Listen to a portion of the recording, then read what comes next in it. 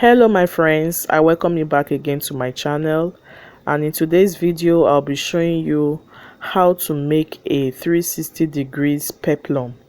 If this sounds like what you are interested in, kindly watch to the end. Previously I made a video on how to achieve the neckline, the Queen Anne neckline. So in today's video is just to show you how to make the 360 degrees peplum. So please do not forget to subscribe, like, comment and share this video. The formula for a 360 degrees peplum is your circumference divided by 6.14.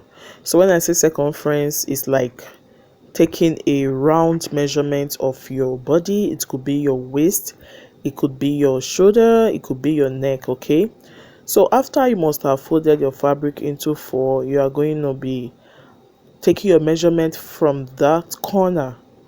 Okay, then whatever you got, you're going to mark it. There's also a way you can avoid wasting your fabric. So how do you achieve that? You do your calculation, that is getting your radius, then you add whatever length of peplum you want to achieve. You will use that to fold your fabric, so that way you won't waste your fabric. Okay, I have similar tutorials like this on this channel and I'll be tagging it to this video. So once I was done marking my radius, I marked the length of my peplum, and that depends on you, and it also depends on the style you are making. So this is the length of my peplum, yeah, that I'm cutting now. So that's it, guys. After you must have cut it, it should give you a perfect circle. Okay, so you will determine where you will open it up. Some styles don't require you opening it up, you just use it like that. And in this tutorial I cut out my lining. So what you do, you just fold your peplum again, that's the fabric, and place it on your lining to cut it out. Very easy.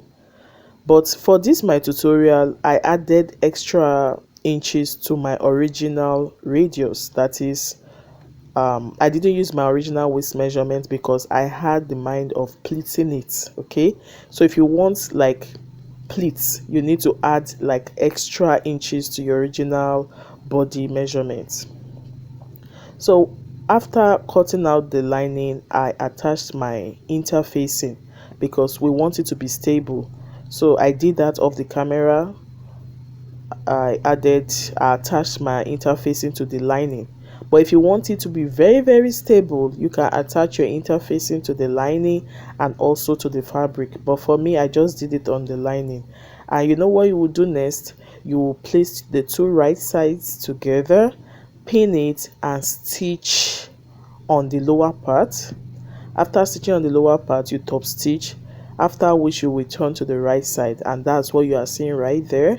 So after flipping it over to the right side, you can also go ahead to stitch it down on the waist area because you don't want it to wobble. So this is what you will have after doing all the stitching.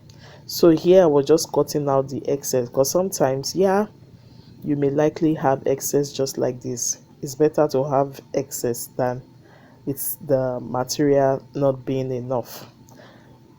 So after achieving this, I will fold it into two to get the midpoints because like I said earlier, I added extra inches. So those extra inches is what I'll be using for my pleats, and you can determine where you want your pleats to be. You can determine how many pleats you want. So in my own case, I just put like 2 pleats on each side of the peplum, that is from the midpoint, 2 on one side, 2 on the other side, so that it's balanced. It has to be balanced so that it can look good on your body. So here is me just trying to determine where the other pleats will be on the other side of my peplum. And here is it, guys. After pinning it down to get the pleats, I went ahead to stitch it down so that I can keep the pleats in place. So for the upper part of the blouse, I had already made it here. So like I said before, in one of my videos I showed you how I achieved the neckline, and the other part is just the normal basic bodice. I just felt like there was no need to show that. So the neckline was really the major part of this upper part of this blouse. So like I said, I will attach it to this video. So this part I was just joining the shoulder. You know, there's a modern way you do the shoulder so that it is neat. You wrap it up. It's not the archaic way we used to do it. So if you want the shoulder to be very neat, like neatly sewn, you do it this way. You use one part of the shoulder to wrap up the other parts. I really don't know how to explain it, but I have the tutorial on this channel. You can kindly check it out.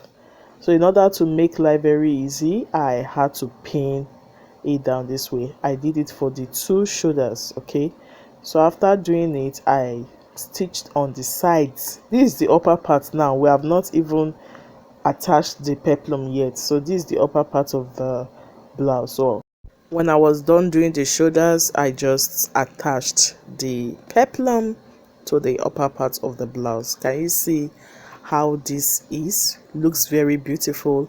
And for the sleeve, I just did the normal basic sleeve. I also have the tutorial on this channel, I mean similar tutorials. So what do you think of this style? Is it something you would like to try? Kindly let me know in the comment section.